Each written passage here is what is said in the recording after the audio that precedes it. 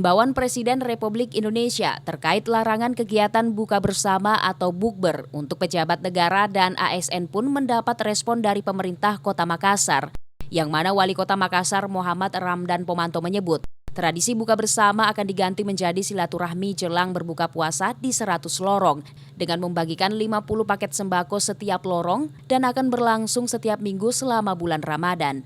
Wali Kota Makassar Muhammad Ramdan Pomanto mengatakan nantinya para OPD akan mengumpulkan anggaran sedekah, kemudian digunakan untuk membeli paket sembako yang terdiri dari beras dan minyak goreng, yang mana komoditi tersebut merupakan bahan makanan yang mengalami kenaikan harga cukup tinggi di bulan Maret.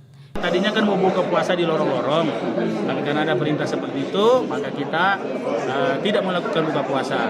Kita rubah menjadi silaturahmi, ceramah di lorong, karena ada dari milenial disiapkan 100 milenial mendampingi SKPD, dan kita membawa sembako yang mahal, yang punya peningkatan harga di pasar pada saat itu. Misalnya ada 2, beras dan minyak goreng. Nah, itu menjadi sedekahnya SKPD. Wali Kota Makassar juga menambahkan, nantinya kegiatan silaturahmi di lorong akan menghadirkan penceramah muda dan kori serta koriah dari kaum difabel, dan seluruh OPD akan hadir di setiap lorong untuk membagikan sembako sebelum waktu berbuka puasa. Ira, Fajar TV dan Fajar Radio melaporkan.